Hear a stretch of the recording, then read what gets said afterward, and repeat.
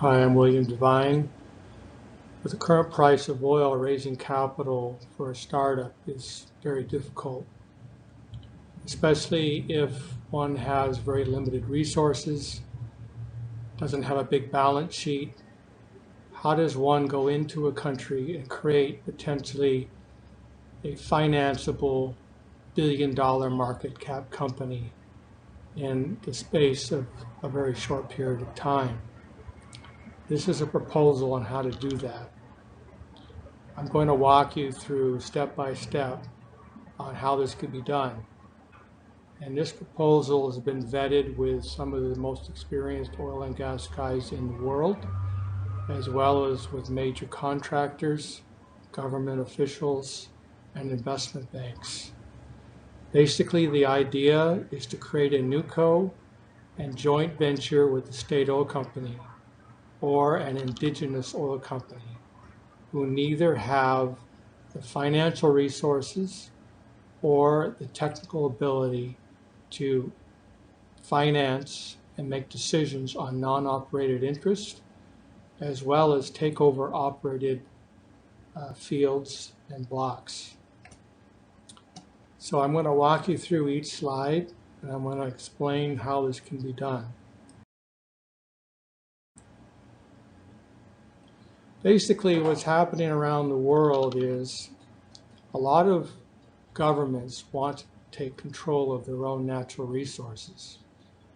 Perhaps they don't like the idea of granting production sharing contracts to oil companies, and many of them have reverted into doing service contracts. They like the idea, in the case, for instance, of Iran, they actually have it in the Constitution that one cannot grant an equity interest in oil and gas reserves. That is under the jurisdiction of the country, of the people, and you can't give up the rights to their natural resources. So in many African countries, there's small state oil companies who, by virtue of wanting to get more revenues, they want to take over a lot of fields that they don't feel that there's significant investment happening. And they also want to get more out of the existing fields in which they're carried through exploration. Most state oil companies are carried through exploration but have to fund their share of development. And many don't have the revenues to basically fund their share of the development. So basically, the state oil companies are political entities. In other words, a lot of the staff of state oil companies are people who are politically well-connected or relatives of well-connected politicians, which doesn't lead to oftentimes a very competent organization. Plus, the state oil companies are often milked for cash because the government officials find it a convenient cash cow to get cash from, and therefore many of the state oil companies don't have the technical ability to decide when to participate in developments. As well, they don't have the money to pay their share of the bill, so it hampers development.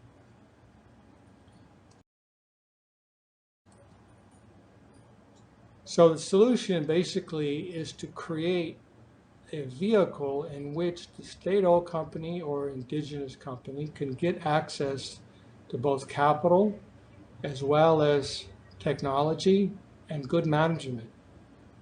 And the way that's done is to create a newco. And this newco can come in and basically get substantial reserves, booked reserves, and get a high valuation, because there's a number of fields that are available in many countries around the world that the state oil company or an indigenous oil company has the ability, by virtue of being in a politically advantageous position, to take over. in addition to joint venture with the state-owned company on a go-forward basis, a company has a preferential right to all sorts of blocks within the country. A good example of this is Petroleum Development Oman, and in the country of Oman, and Shell did this with the government rather successfully. So if your partner is the government or the state-owned company, when new acreage is available, if you can work with them in tandem, then you're at a competitive advantage over any other company that wants to come into the country. A lot of the time, bottom line, it may not make much more, they may not get more revenues out of creating this joint venture than it would be to grant a PSA. But in my opinion, the oil business is governed by psychology. Often has nothing to do with common sense. So if the oil company, the state oil company appears to be taking more control over their own resources, even if it's just in name only, then that goes a long way in various countries because they don't want to be seen as incompetent idiots. They want to be empowered. And the joint venture with a new co, bringing in capital and expat management, could be a good bridge to eventually maybe the state-owned company being able to do things on their own. But by virtue of just the way that they're political animals, then it makes them somewhat not competent in developing their own resources. So the other beauty of this situation is that if you're a financier and you have, let's say, maybe very little funds, you may not have a huge track record, and you may not really have much of anything going for you other than a great idea. By virtue of working with us, we're privy to information on a number of fields and blocks around the world where there's serious undeveloped oil and gas reserves. Well, the idea is to work with us, and we give you this information. And with this information, basically you can go to a major contractor. And basically that's the phase one here. Phase one is to basically get the contractor to go in with you into these countries and present a total business plan. And part of that business plan is to present to the state oil company and the government the idea of creating this joint venture alliance. And so basically, with this joint venture alliance, it allows them to take control more of their own resources. So basically, the contractor will come in with you and our company and basically be the 800-pound gorilla that goes in there. So whereas the government or the state oil company would not pay much attention to someone like ourselves, perhaps because we're not a billion-dollar company, we're going to bring in that multi-billion-dollar company to present to them. And these contractors are very eager to do this because basically what we're doing is giving them a no-bid contract on potentially billions of dollars in capex.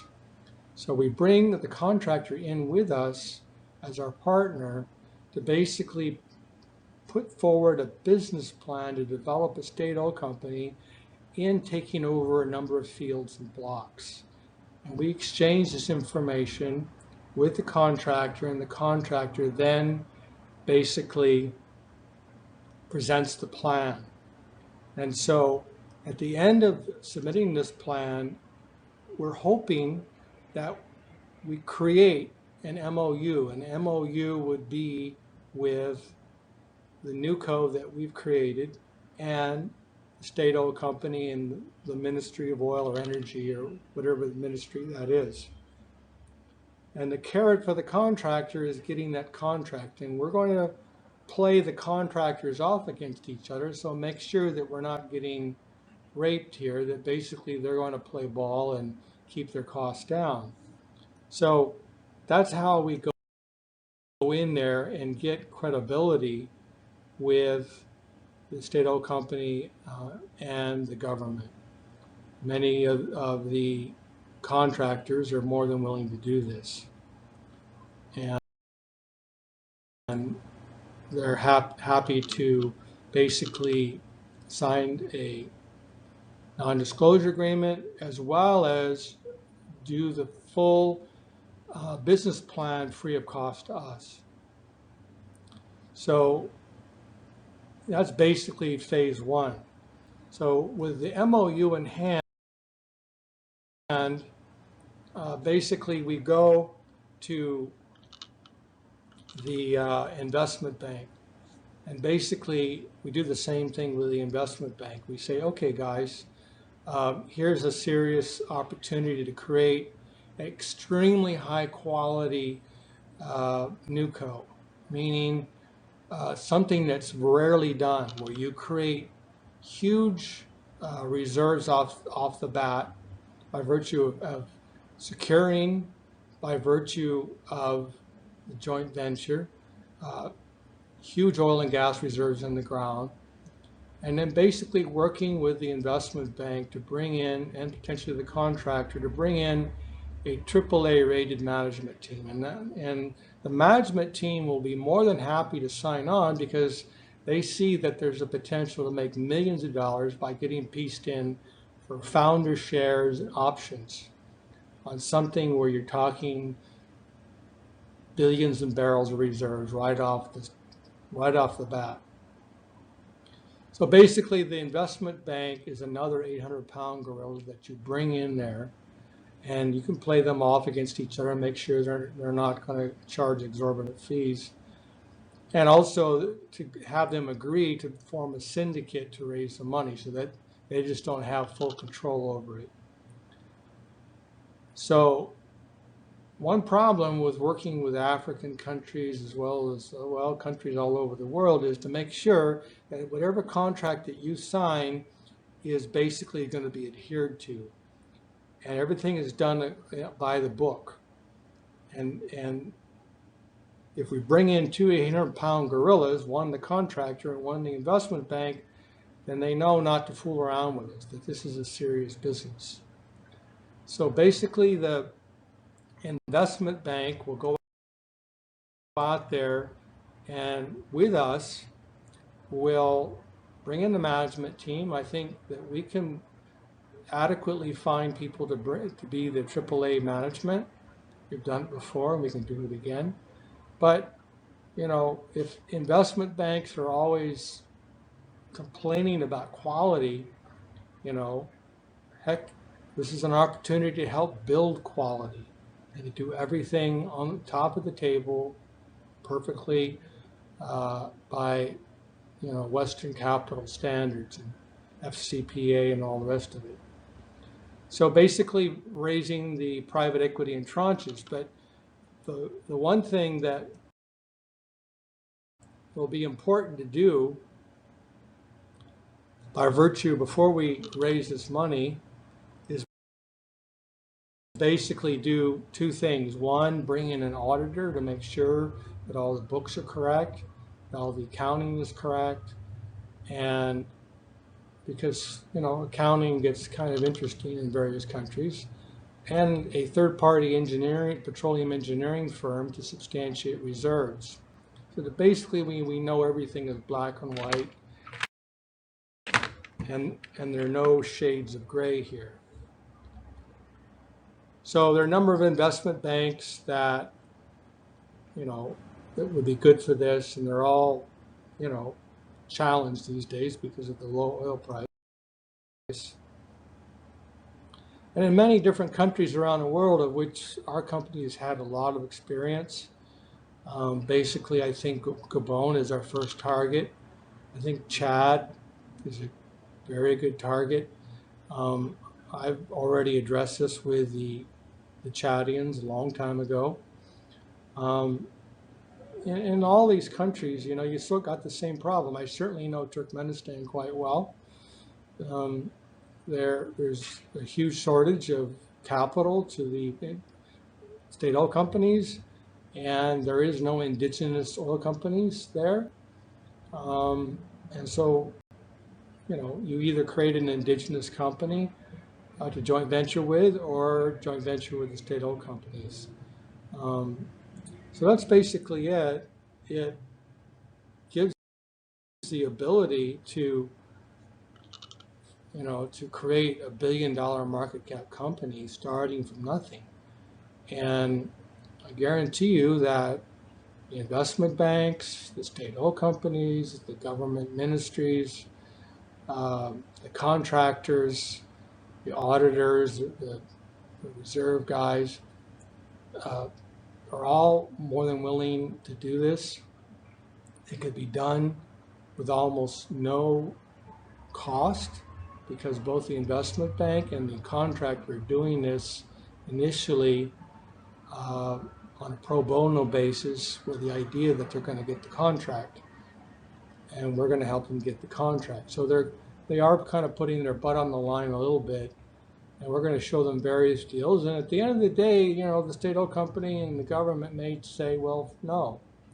But there's so many state oil companies and governments that are in difficult circumstances, probably because of the oil price and everybody relinquishing blocks and can't perform their work performance contracts, that basically this is a way to solve everybody's problem. It's a total win-win situation for everybody.